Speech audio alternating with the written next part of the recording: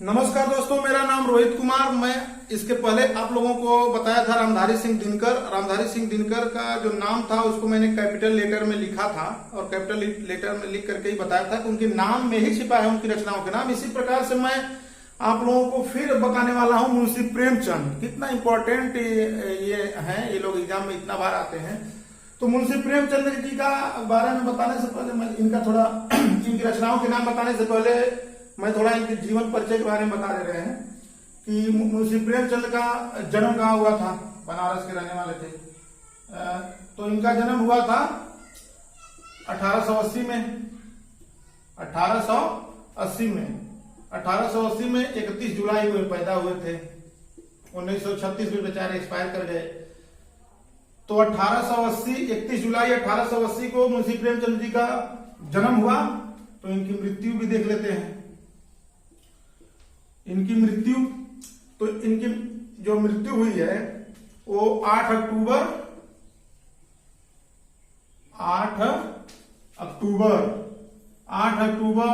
1936 को 8 अक्टूबर 1936। तो मुंशी प्रेमचंद जी का जन्म 31 जुलाई 1880 में हुआ। इनकी मृत्यु 8 अक्टूबर 1936 को हुई। अब इनका जन्म स्थान की हम अगर चर्चा करें तो इनका जन्म स्थान कहाँ है, तो जन्म स्थान इनका है जन्म स्थान इनका है बनारस लमही में। लमही, अब ये लमही कहाँ पड़ता है, तो लमही पड़ता है वाराणसी में। लमही पड़ता है वाराणसी, यूपी, भारत। तो जन्म स्थान हो गया इनका लमही। लमही पड़ता है बनारस में, बनारस उत्तर प्रदेश। अब भारत है तो भारतीय हो जाएंगे। भारत है तो इनका जो राष्ट्रीयता है वो भारतीय हो जाएंगे। राष्ट्रीयता भारतीय, ये हो गया। व्यवसाय इनका देख लेते हैं। व्यवसाय जैसे मैंने उनका बताया था इसे मैं इनका भी बता दे रहा हूं। तो व्यवसाय में ये एक अध्यापक भी थे। व्यवसाय में आप लिख सकते हैं कि ये एक अध्यापक भी थे। अध्यापक होने के साथ साथ ये लेखक भी थे। अध्यापक होने के साथ साथ क्या थे, लेखक थे। लेखक होने के साथ साथ मुंशी प्रेमचंद जी पत्रकार भी थे। तो पत्रकार भी लिख दीजिए, ये इनका व्यवसाय हो गया। मुंशी प्रेमचंद जिस प्रकार रामधारी सिंह दिनकर जी कवि थे, निबंधकार थे, तो इनका व्यवसाय मुंशी प्रेमचंद जी का कि अध्यापक भी थे, लेखक भी थे, पत्रकार भी थे। लमही में पैदा हुए थे 31 जुलाई 1880 को। 8 अक्टूबर 1936 को इनकी मृत्यु हो गई। अब इनका व्यवसाय अगर हो गया, अब इनका अवधि देख लेते हैं। अवधि इनका देख लेते हैं, अवधि या काल। तो ये भी आधुनिक काल के थे। आधुनिक काल, ये भी आधुनिक काल के लेखक हैं। अवधि भी इनकी हो गई। अब इनका जो विषय रहता था, किस विषय पर ये सबसे ज्यादा लेख किया करते थे, तो अगर विषय की चर्चा करें कि विषय क्या था, तो विषय इनका सामाजिक था। कि समाज को लेकर के ज्यादा इन्होंने लेख लिखा है, सामाजिक था। और कृषि से संबंधित इन्होंने खूब लिखा है। तो कृषक जीवन भी था इनका। कृषक जीवन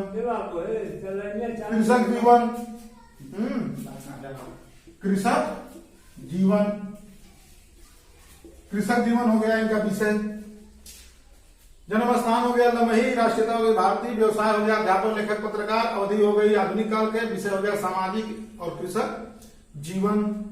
विधा इनकी क्या थी, जिस प्रकार से रामधारी सिंह दिनकर की विधा थी गद्य और पद्य वाली, तो इनकी जो विधा थी वो कहानी खूब लिखे हैं। उसके बाद उपन्यास इनका खूब देखने को मिलता है। उपन्यास, तो विधा इनकी कहानी है और उपन्यास है। इतना परिचय हो गया इनके बारे में, बहुत है। मुंशी प्रेमचंद, जन्म इनका 31 जुलाई 1880 को हुआ। जन्म स्थान इनका है लमही, वाराणसी, उत्तर प्रदेश। राष्ट्रीयता भारतीय, व्यवसाय अध्यापक थे, लेखक थे, पत्रकार थे। अवधि जो थी वो आधुनिक काल के कवि थे, आधुनिक काल के लेखक थे। विषय था सामाजिक और इनका जीवन था कृषक जीवन, मतलब कृषि से संबंधित जो भी जीवन होता है उसके बारे में कहानी और उपन्यास इन्होंने खूब लिखा है। अब हम आपको दिखाते हैं अपना ट्रिक, और वो ट्रिक का नाम है मुंशी प्रेमचंद्र जी का जो ट्रिक है, कुछ नहीं करना है, उनका नाम लिख लो बस, खेला खत्म। नाम में ही हम जो है लिखते हैं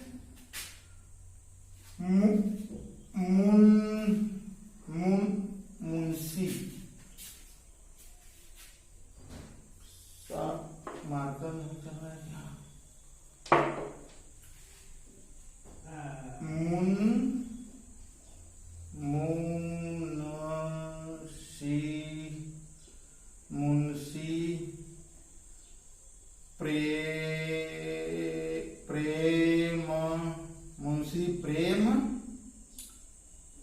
मुंशी प्रेम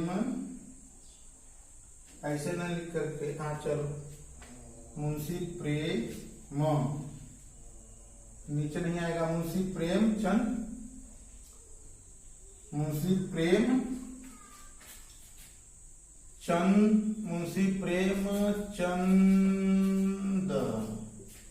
मुंशी प्रेमचंद जी की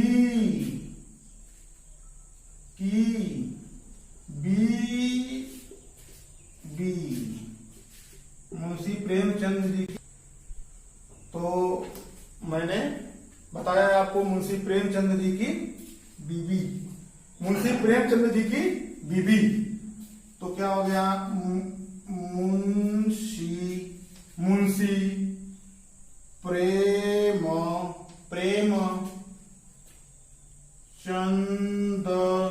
मुंशी प्रेमचंद जी की बीबी, मुंशी प्रेमचंद जी की बीबी। अब हम सिखा रहे हैं मुंशी प्रेमचंद जी की बीबी, मुंशी प्रेमचंद जी की बीबी, मुंशी प्रेमचंद जी की बीबी। अब देखिए मुंशी प्रेमचंद जी की बीबी में हम मुंशी प्रेमचंद, हम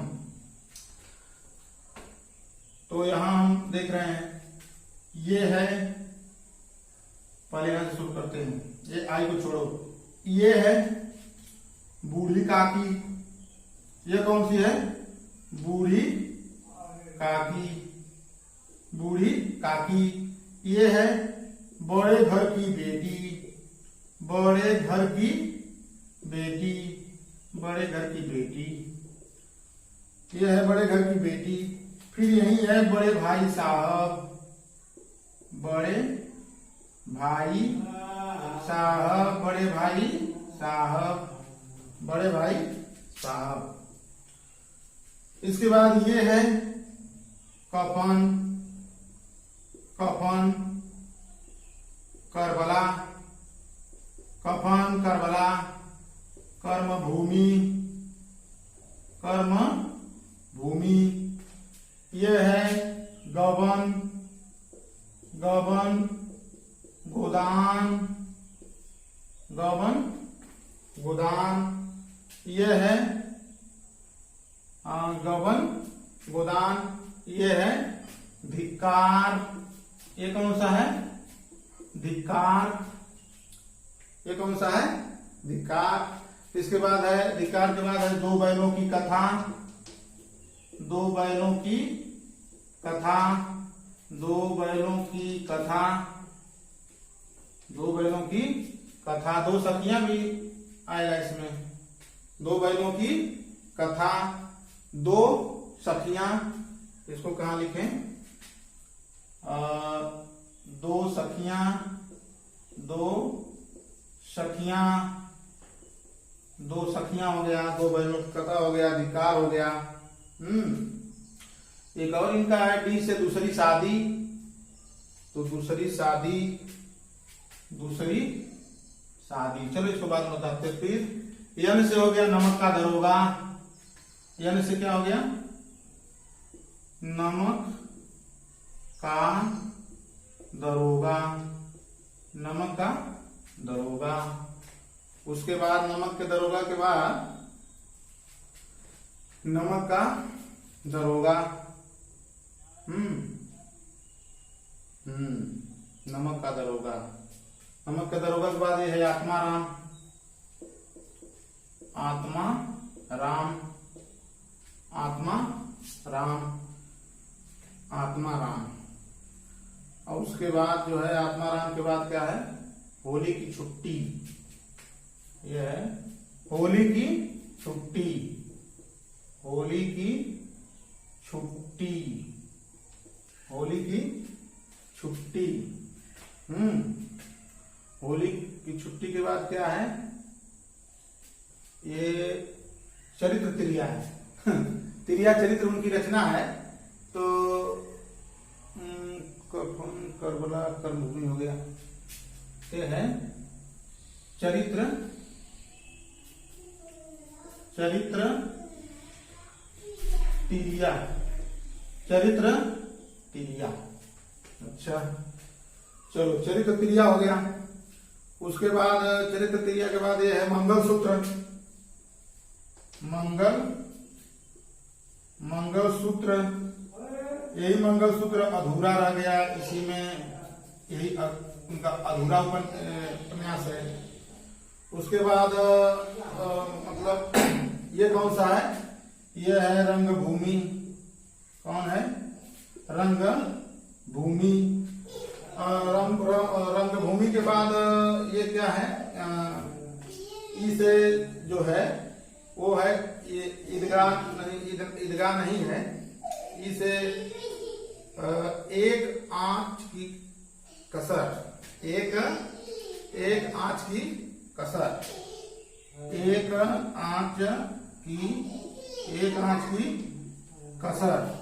एक आंच की कसर। यह एक आंच की कसर रंगभूमि हो गया। और रंगभूमि के बाद ये है पंच परमेश्वर। पंच परमेश्वर। पंच परमेश्वर। पंच परमेश्वर हो गया। पंच परमेश्वर के बाद अब लिख दो प्रेम पचीसी। प्रेम पचीसी। प्रेम पचीसी। प्रेम पचीसी हो गया। और प्रेम पचीसी के बाद आप क्या लिख सकते हैं? पूस की रात लिख सकते हैं। पूस की रात। तो पूस की रात। पूस की रात हो गया। पूस की रात हो गया। प्रेम पचीसी हो गया। पंच परमेश्वर हो गया। रंगभूमि हो गया। उसके बाद क्या लिख सकते हैं? इसको लिख सकते हैं ईदगाह। क्या लिख सकते हैं? ईदगाह। क्या लिख सकते हैं? ईदगाह। क्या लिख सकते हैं? ईदगाह।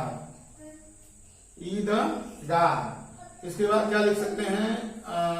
इसके बाद हम लोग लिख सकते हैं ईदगाह के बाद क्या लिख सकते हैं? ईदगाह के बाद क्या लिख सकते हैं? ये तो सेवा सदन है। सेवा सदन। सेवा सदन। सेवा सदन। सेवा सदन। ईदगाह। ईदगाह। ये ईदगाह हो गया। और कोई आई नहीं है। ईदगाह हो गया। ये आई है तो इसको लिख दो इज्जत का खून। इज्जत का खून। इज्जत का खून। क्या हो गया? इज्जत का खून। ये वाला जो आई है इसमें लिख दो इस्तीफा। क्या लिख दो? इस्तीफा। ये वाला हो गया इस्तीफा। और इसके बाद ये वाला जो आई है इसको लिख दो ईश्वरीय न्याय। ईश्वरीय न्याय। ईश्वरीय न्याय। देखो सारी रचनाओं के नाम जो है ईश्वर। इज्जत का खून हो गया। ईदगाह हो गया। और उसके बाद इस्तीफा हो गया। ये हो गया। ये होली की छुट्टी यहाँ एक बार लिख दो। कोई है नहीं ऐसे तो होली की छुट्टी। होली की छुट्टी। यन से नमक का दरोगा हो ही गया है। तो नमक का दरोगा यहाँ हो गया है। तो एक इनका और लिख लो यहाँ, निर्मला। कौन है? निर्मला। और निर्मला के साथ साथ नमक का दरोगा हो गया, एक लिख लो नादान। क्या है? नादान। नादान हो गया। नादान हो गया। एक और लिख लो नसीहतों का दफ्तर। नसीहतों का दफ्तर, नसीहतों का दफ्तर, नसीहतों का दफ्तर हो गया। नसीहतों का दफ्तर हो गया। यू से है उधार की घड़ी। ये है उधार की घड़ी, उधार की घड़ी। ये तो है बहुत है, यम से तो बहुत उनका है। महाजनी सभा, महाजनी सभा। माँ,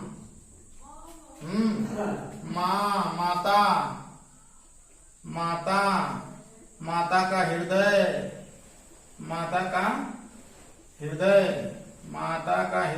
माता, माँ, महाजनी सभा। और जो है मनावन, और मो से क्या है?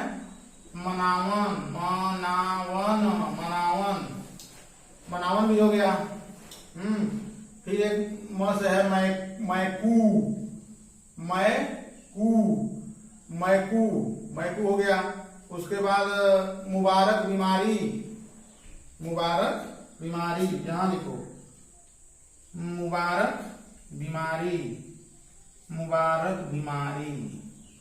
बीमारी हो गया।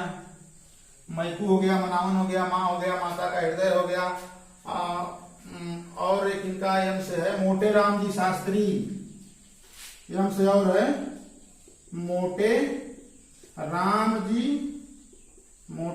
जी शास्त्री।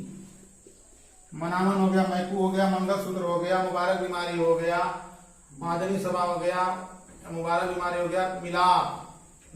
मनावन हो गया, माँ हो गया, एक है मिलाप।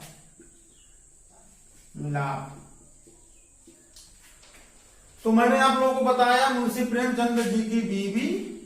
अब इनके नाम में ही देख लीजिए, मुंशी प्रेमचंद जी की बीवी। अब देखिए यहां शुरू करिए। आई से ईश्वरी न्याय, बी से बूढ़ी काकी, बड़े भाई साहब, बी से बड़े घर की बेटी, आई से इस्तीफा, के से कफन, करबला कर्म भूमि, आई से इज्जत का खून, जी से गबन गोदान, डी से धिक्कार, डी से दो बैलों की कथा, डी से दो सखियां, एन से नमक का दरोगा, ए से आत्माराम, एस से होली की छुट्टी, सी से चरित्र त्रिया। चरित्र त्रिया थोड़ा उल्टा लिखा हूं। ये इनकी जो किताब है, इसका ये जो कहानी है, इसका नाम है तिरिया चरित्र। इसको सीधा लिख देते हैं यहाँ, तिरिया चरित्र। वो टिक को सेट करने के लिए मैंने चरित्र त्रिया बना दिया है कि सी से च बनता है, सी एस से च बनता है। तो ईश्वरी न्याय, बूढ़ी काकी, बड़े भाई साहब, बड़े घर की बेटी, आई से इस्तीफा, के से कफन, करबला कर्म भूमि, आई से इज्जत का खून, जी से गबन गोदान, डी से धिक्कार, दो बैलों की कथा, दो सखियां, एन से नमक का दरोगा, ए से आत्माराम, एस से होली की छुट्टी, सी से तिरिया चरित्र, यम से मंगलसूत्र। यह अधूरा है उनका, यही पूरा करने के पहले एक्सपायर हो गए 1936 को। तो यम से मंगलसूत्र, मुबारक बीमारी, मोटे राम जी शास्त्री, मिलाप, मनावन, मैकू, महाजनी सभा, माँ, माता का हृदय, यू से उधार की घड़ी, एन से निर्मला, नादान, नसीहतों का दफ्तर, एस से सेवा सदन, एस से होली की छुट्टी, आई से ईदगाह, पी से पंच परमेश्वर, प्रेम पचीसी, पूस की रात, आर से रंगभूमि, ई से एक आंच की कसर। तो मैंने इतने कम समय में मुंशी प्रेमचंद जी की जितनी भी रचनाएं थी सब आपको बता दिया। अब इनके नाम में ही छिपा हुआ है इन किताबों के नाम।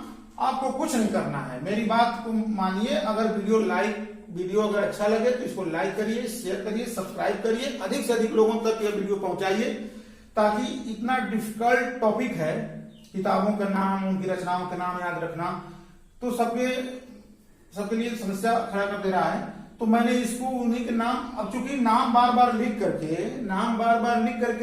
आप लोग प्रैक्टिस करेंगे तो 10 बार 5 बार करेंगे ना तो पूरा जो है आ जाएगा। स्क्रीनशॉट ले लीजिए। अब जैसे मैं बता रहा हूं वैसे करते रहिए, सारी रचनाओं के नाम का याद हो जाएगा।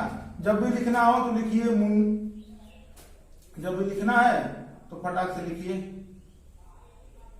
मुंशी प्रेमचंद,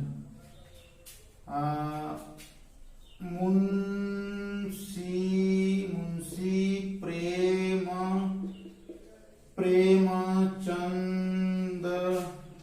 प्रेमचंद जी की बीवी।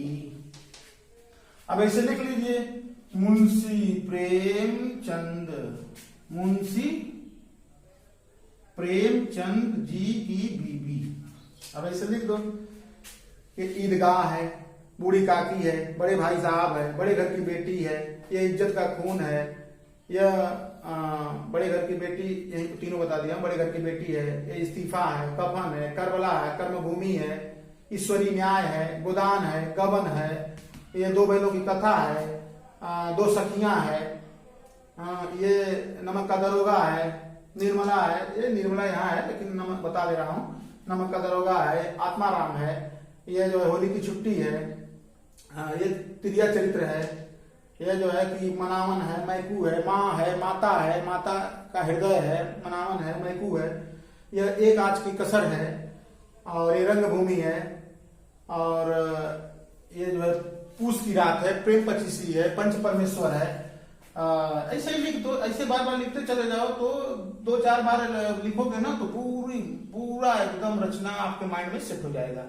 आप बोलोगे यार रोहित सर कमाल के, ऐसे मैं कम से कम 1000 ट्रिक लाने वाला हूं, कम से कम 1000 ट्रिक ऐसा लाऊंगा। सारी रचनाएं, सारे राइटर्स कब, अभी तो बताने वाला हूं कब कौन रचनाएं लिखी गई हैं, डेट सन भी बताऊंगा, उसका भी ट्रिक बना रहा हूं, और रचनाओं के नाम भी बताऊंगा। इसके बाद इसका एमसीक्यू भी करवाऊंगा, क्वेश्चन भी बनाऊंगा, उसमें से आपको छांटना भी रहेगा।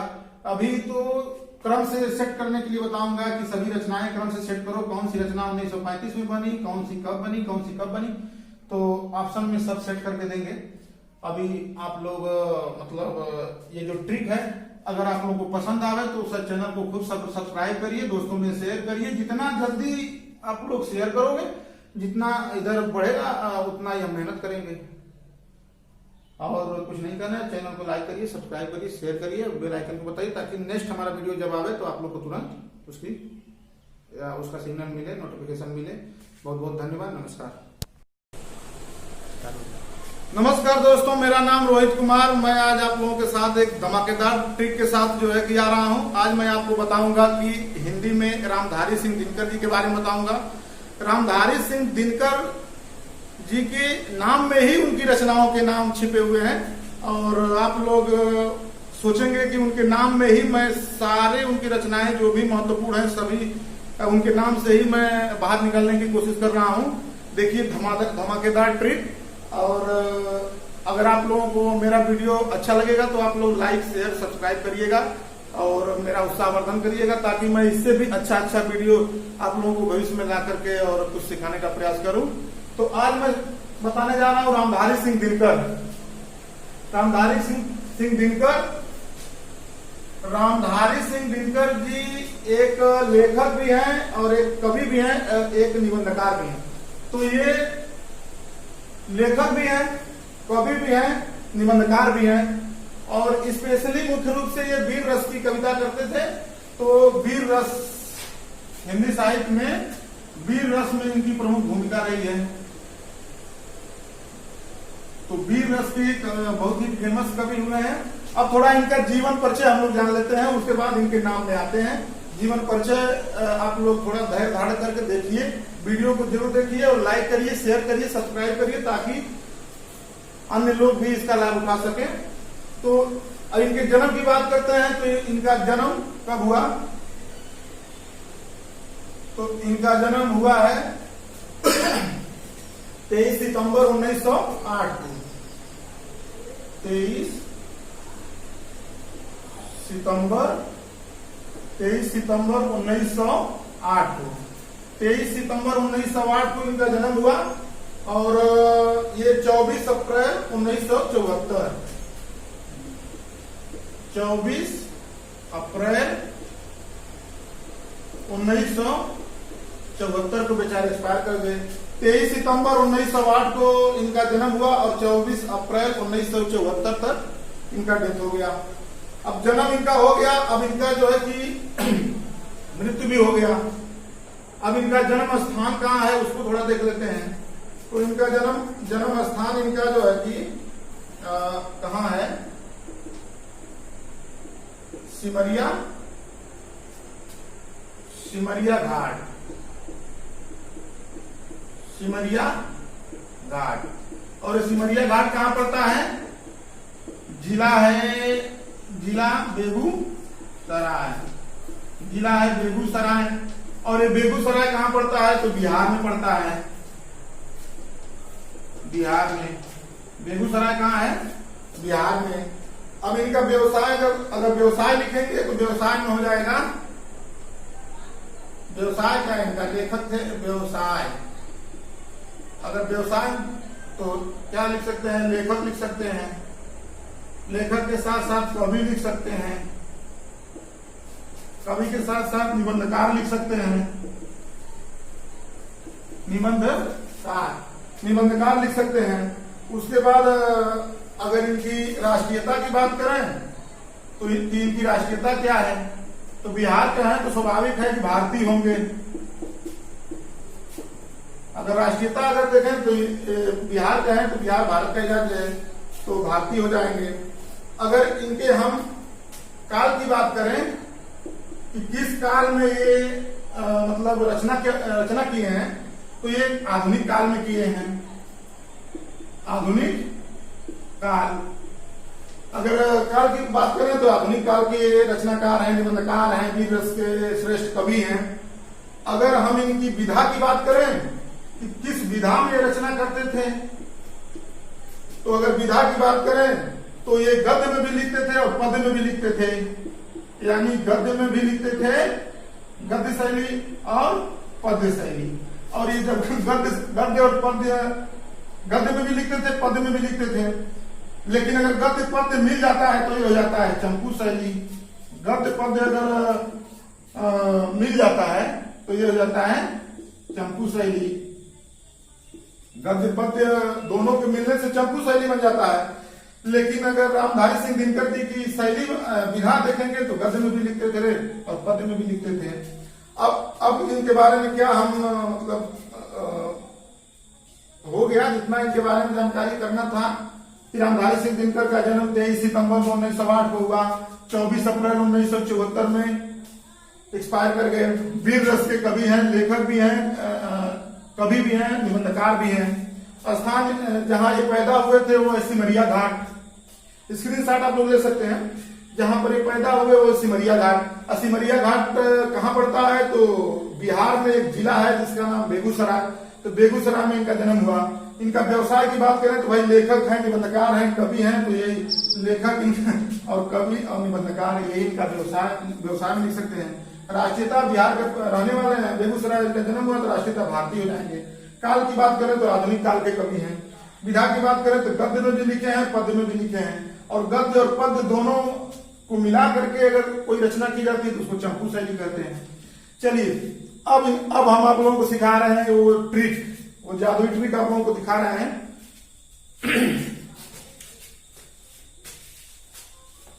अब आप लोगों को बता रहे हैं कि इनके नाम में ही छिपा हुआ है इनकी रचनाओं के नाम।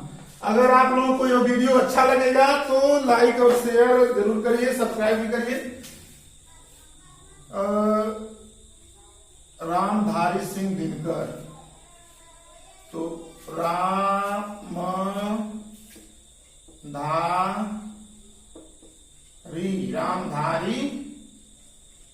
सिंह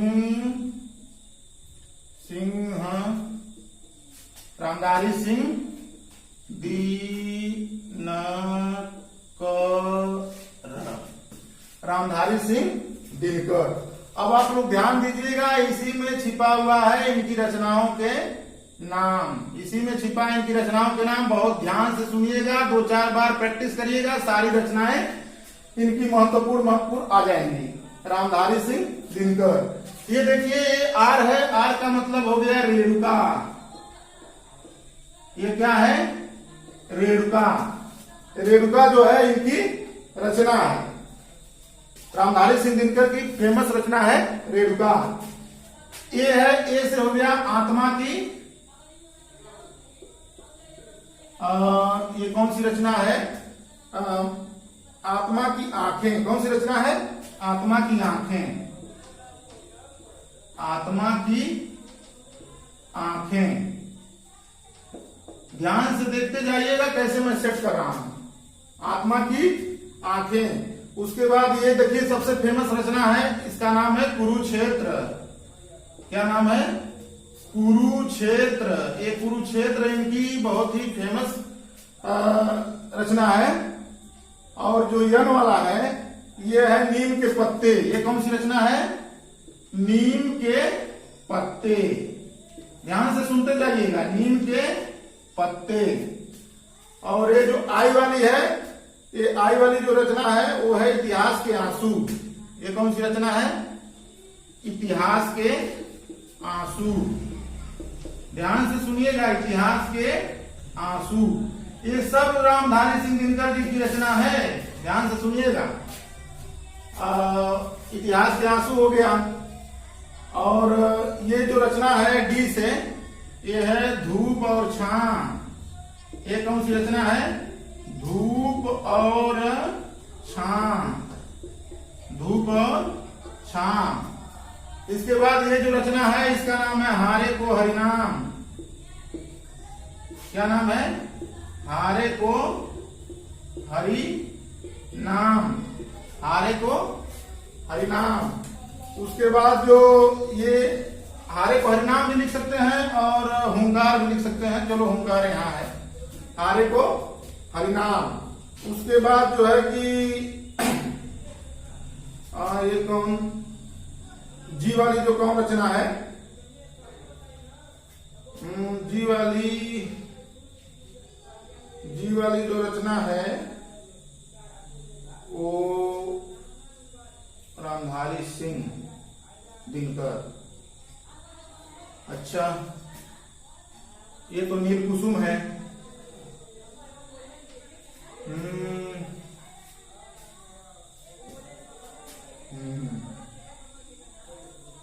अच्छा, ये जी वाली रचना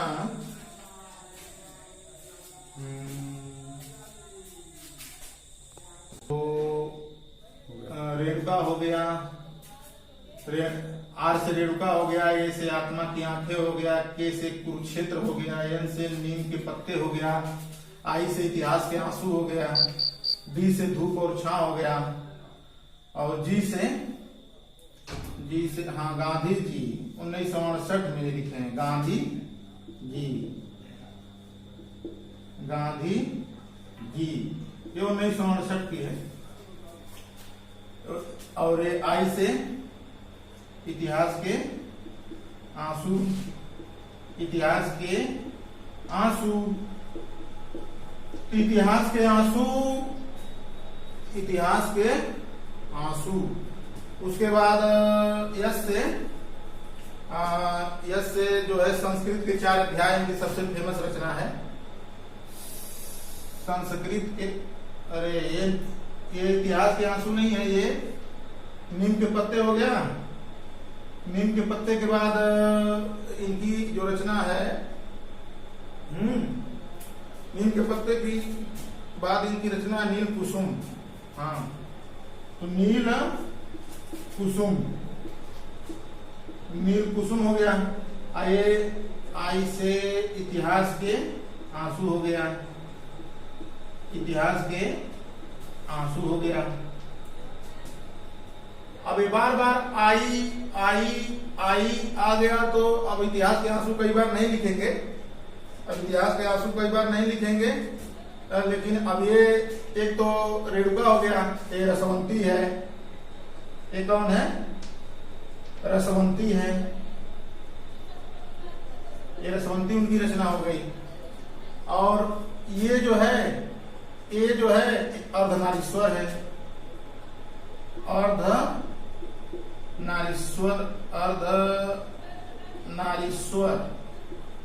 ये अर्धनारीश्वर है।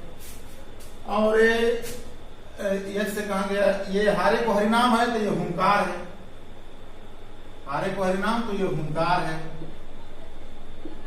हुंकार, ये हुंकार है। अब इसके बाद ये जो डी वाला है, एक तो डी वाले से धूप और छां हो गया तो ये दिल्ली है, दिल्ली भी उनकी रचना है। दिल्ली कौन सी है? दिल्ली। अब ये जो यम है, यम से कई रचना है। एक तो है मिट्टी की ओर, एक रचना है मिट्टी की ओर, एक है मेरी यात्राएं,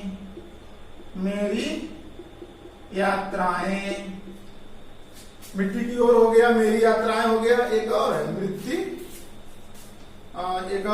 मृत्यु तिलक, यम से एक और है मृत्यु तिलक, यम से 3 हो गया, मिट्टी की ओर, मेरी यात्राएं, मृत्यु तिलक। एक और इनकी रचना है यम से मिर्च का मजा,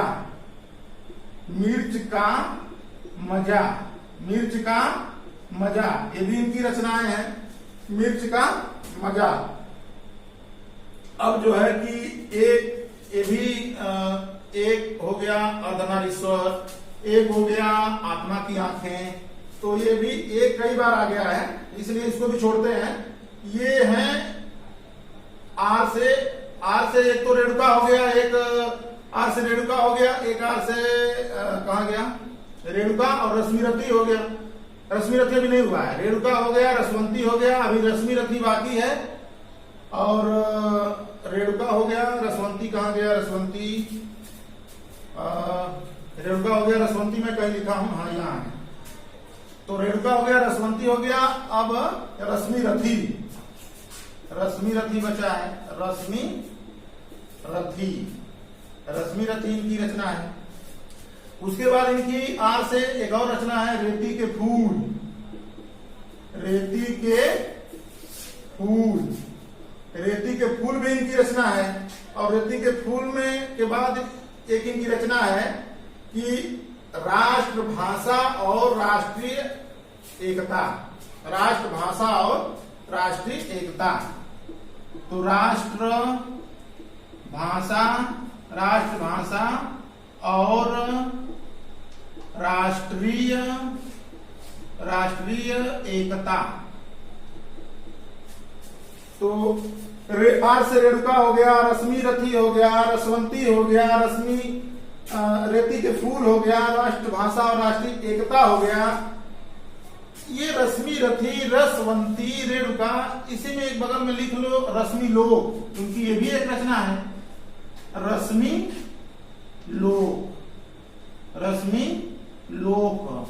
अब देखो हो गया ना जादू। रामधारी सिंह दिनकर, अगर ये राम नहीं अगर दिखा तो रामधारी सिंह दिनकर ऐसे सेट कर लो, रामधारी सिंह दिनकर। अब इसको कई बार रिवाइज कर लो, रामधारी सिंह दिनकर के नाम में ही छिपा हुआ है इनकी सभी रचनाओं के नाम। बिल्कुल नया, बिल्कुल एकदम धमाकेदार ट्रिक है, बहुत ही बड़ा दिमाग लगा करके इसको सोच समझ के बनाया गया है। आर से रेणुका है, आर से रामधारी सिंह दिनकर की रचना है रेणुका या रश्मिलोक। ए से आत्मा की आंखें, के से कुरुक्षेत्र, यम से नीम के पत्ते, आई से इतिहास के आंसू, डी से धूप और छां। आप सोचोगे डी से धूप और छां कैसे हो गया, तो धूप ऐसे ही लिखा जाएगा ना, धूप और छां, ऐसे ही लिखा जाएगा ना, छां।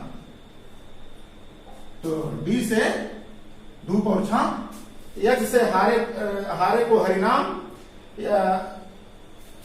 यक्ष से हारे को हरिनाम, जी से गांधी जी, नील कुसुम, इतिहास के आंसू, और स से संस्कृत के अध्याय कहीं नहीं लिखे क्या? अरे यार, स से संस्कृत के अध्याय बोले थे, लिखे नहीं क्या? ये है संस्कृति के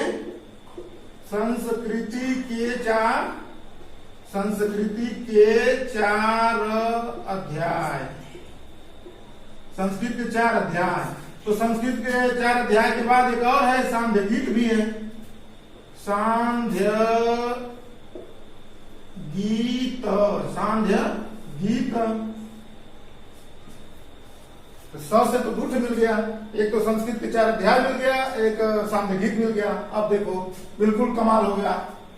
आर से रेणुका या रश्मि लोक, ए से आत्मा की आंखें, के से कुरुक्षेत्र, यन से नीम के पत्ते, आई से इतिहास के आंसू, डी से धूप और छां, यस से हारे को हरिनाम, जी से गांधी जी, यन से नील कुसुम, आई से इतिहास के आंसू, यस से संस्कृत के 4 अध्याय या सांध्य गीत। उसके बाद आई कई बार हो गया तो छोड़ दो। उसके बाद आर से हो गया रसवंती, ए से हो गया अर्धनारीश्वर, यस से हो गया हुंकार, डी से हो गया दिल्ली, यम से हो गया मिट्टी की ओर, मेरी यात्राएं, मृत्यु, तिलक, मिर्च का मजा। उसके बाद आर से रश्मि रथी, रेती के फूल, राष्ट्रभाषा और राष्ट्रीय एकता। कितना मैंने सिखा दिया। इतना किताब का नाम याद करने में कितना कंफ्यूजन हो जाएगा। हम भी पहले याद करते थे लेकिन याद नहीं होता था, तो मैंने सोचा कि कभी कभी का उधर हो जाता है, कभी मिलाने के लिए आ जाता है, आता ही नहीं है। अब जो है कम से कम एक बार के बदले कम से कम मेरी बात मानिए आप लोग, इसी तरह 10 बार लिखिए और 10 बार ऐसे करिए। रेणुका, आत्मा की आंखें, कुरुक्षेत्र, नीम के पत्ते, इतिहास के आंसू, धूप और छां, हारे को हरिनाम, गांधी जी, नील कुसुम, इतिहास के आंसू, संस्कृत के 4 अध्याय, सांध्य गीत, रसवंती, अर्धनारीश्वर, हुंकार, दिल्ली, मेरी यात्राएं, मृत्यु तिलक, और उसके बाद मिर्च का मजा और मिट्टी की ओर। इसके बाद रश्मि रथी, रेती के फूल, राष्ट्रभाषा और राष्ट्रीय एकता। फिर फटाफट बोलिए, ये तो रेणुका है या रश्मि लोक है, ये तो आत्मा की आंखें हैं, ये तो कुरुक्षेत्र है, ये नीम के पत्ते है, इतिहास के आंसू है, ये धूप और छां है, ये हारे को हरिनाम है, ये गांधी जी है, नील कुसुम है, इतिहास के आंसू है, ये संस्कृत के 4 अध्याय है, या सांध्य गीत है, या ये रसवंती है, या अर्धनारीश्वर है, ये हुंकार है, ये दिल्ली है, ये मेरी यात्राएं है, मृत्यु तिलक है, और ये रश्मि रथी है, रेती के फूल है, राष्ट्रभाषा और राष्ट्रीय एकता है। तो जब 5-6 बार आप पढ़ोगे बोलोगे यार ये तो कमाल का ट्रिक मिल गया। अगर कभी कंफ्यूजन हो जाएगा तो 4 बार आप लोग प्रैक्टिस किए रहेंगे, तो ऑप्शन में अगर कभी रहेगा रामधारी सिंह दिनकर, फट से रामधारी सिंह दिनकर लिख लीजिए, फट से रामधारी सिंह ऐसे लिख लीजिए, देख लीजिए, मिला लीजिए कौन कैसे। आप अगर 3-4 बार पढ़े हैं तो माइंड में तुरंत सेट हो जाएगा। तो इसी के साथ मैं आज यह वीडियो समाप्त करता हूं। बहुत बहुत धन्यवाद, और वीडियो को लाइक और शेयर और सब्सक्राइब करिए, ताकि मैं इससे भी बढ़िया अगली बार इससे भी बढ़िया लेकर के मैं आऊंगा मुंशी प्रेमचंद जी की जीवनी और प्लस उनकी रचना, जिसमें ट्रिक मेरा रहेगा मुंशी प्रेमचंद जी की बीबी। आप लोग लाइक करिए, शेयर करिए। अगली वीडियो अगर आपको देखना है तो लाइक करिए, शेयर करिए, सब्सक्राइब करिए और बेल आइकन को भी दबाइए, ताकि मेरा नेक्स्ट वीडियो आते ही आप लोगों को तुरंत उसका सिग्नल मिल जाए। ठीक है, बहुत बहुत नमस्कार।